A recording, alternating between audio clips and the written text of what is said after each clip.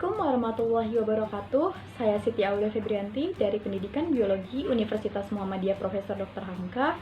Di video ini saya akan mempraktekkan keterampilan proses mengajar secara terintegrasi. Video ini bertujuan untuk memenuhi tugas akhir semester mata kuliah PKM atau Pembinaan Kompetensi Mengajar yang diampu oleh Ibu Rosi Feirina Ritonga. Selamat menyaksikan.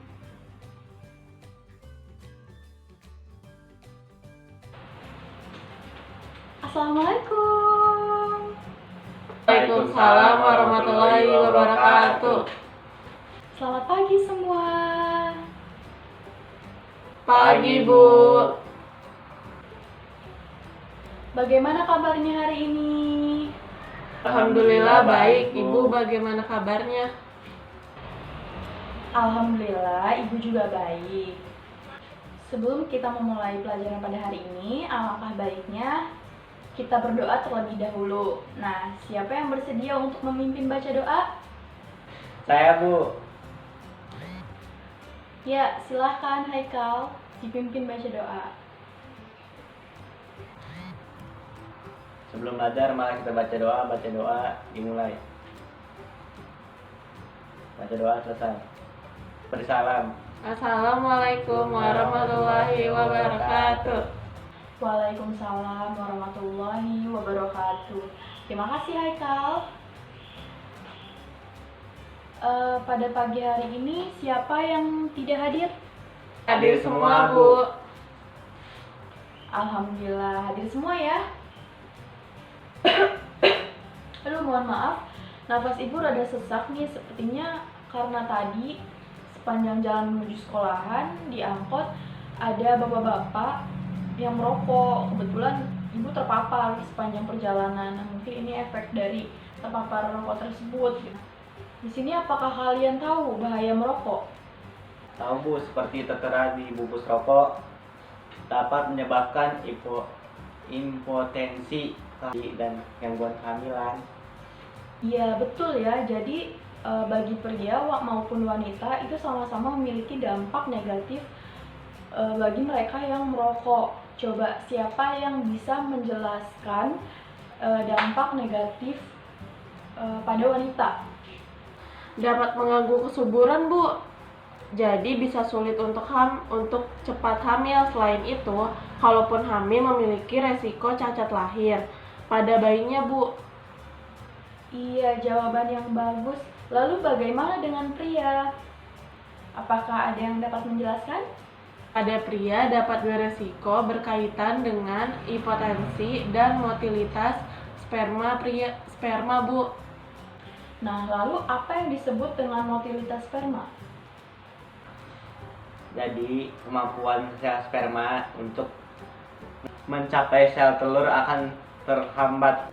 Wah, luar biasa, bagus jawabannya. Jadi, pesan Ibu khususnya untuk yang laki-laki nih, jangan sampai terbawa pergaulan, mencoba-coba untuk merokok. Karena kalian sudah tahu ya dampaknya seperti apa, bisa membahayakan bagi kesehatan kita. Apa yang kita bahas tadi mengenai bahaya merokok itu salah satu bagian dari materi kita pada hari ini, yaitu mengenai gametogenesis yang terdiri dari spermatogenesis dan oogenesis. Tujuan kita mempelajari materi hari ini yaitu setelah melaksanakan observasi dan diskusi, diharapkan siswa mampu menjelaskan proses pembentukan sperma atau spermatogenesis dan juga proses pembentukan sel telur atau oogenesis. Seperti itu ya. Nah, selanjutnya Ibu akan membagi kalian menjadi 4 kelompok.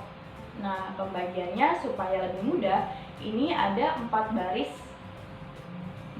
kursi ke belakang. Nah, jadi kalian berkelompoknya berbaris aja ya. Nah, silakan untuk perwakilan kelompok maju ke depan. Nah, silakan ambil ini. Coba kalian buka. Spermatogenesis. Oogenesis. Nah, ini silakan kerjakan masing-masing. Ibu bagikan kertasnya. Kalian menggambarkan proses oogenesis atau spermatogenesis di kertas papan ini. Kalian kreasikan sesuai dengan kelompoknya masing-masing. Waktu pengerjaannya selama 20 menit dari sekarang.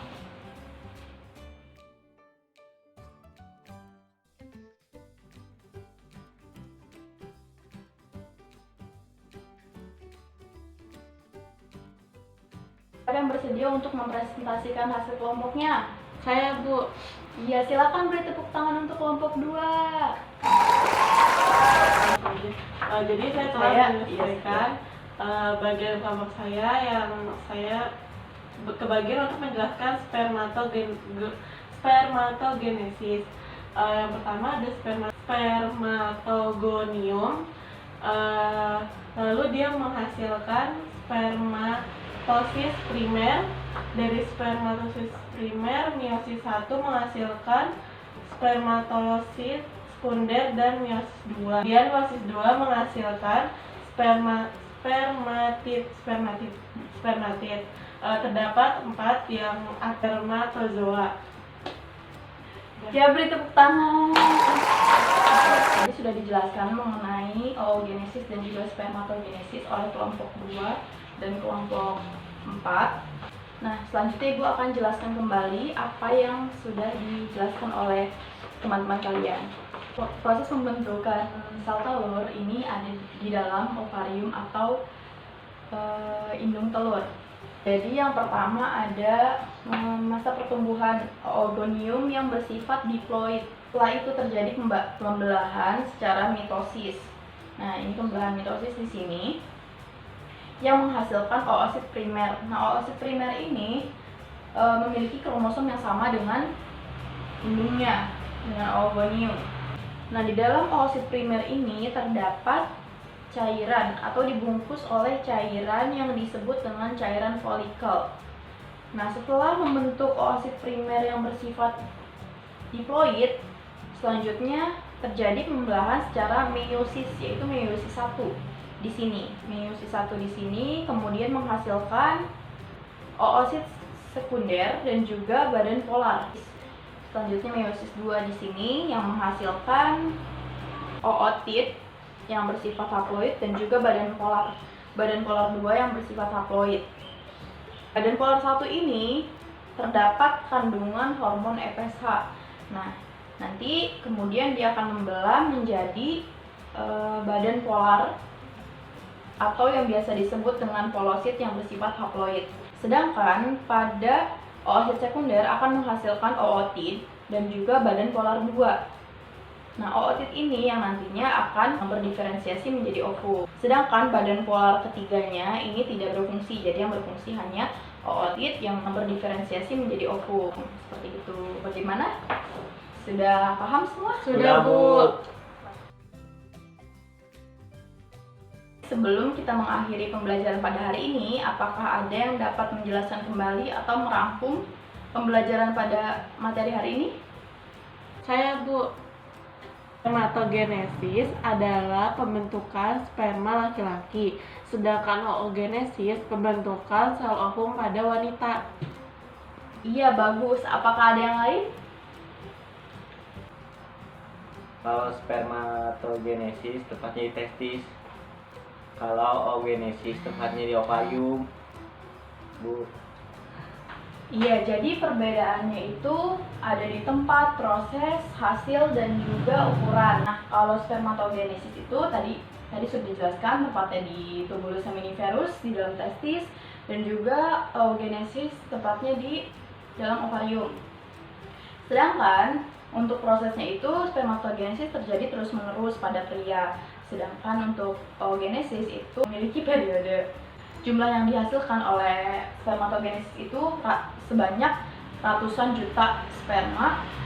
Sedangkan untuk oogenesis itu menghasilkan 1 buah ovum setiap bulannya. Baik, semuanya sudah paham ya? Sudah, Bu. Nah, kalau sudah paham semuanya silakan dirapikan bukunya karena Ibu akan menguji kalian pada materi kali ini. Nah, ini Ibu bagikan ya. Ibu kasih waktu 10 menit, tidak boleh mencontek. Waktunya telah selesai, silahkan dikumpulkan. Iya, terima kasih. Terima kasih atas kerjasamanya pada pembelajaran kali ini. Semoga bermanfaat. Nah, untuk pertemuan selanjutnya, silakan pelajari mengenai menstruasi, ovulasi, dan juga fertilisasi. Kurang dan lebihnya Ibu mohon maaf. Wassalamualaikum warahmatullahi wabarakatuh. Waalaikumsalam warahmatullahi wabarakatuh.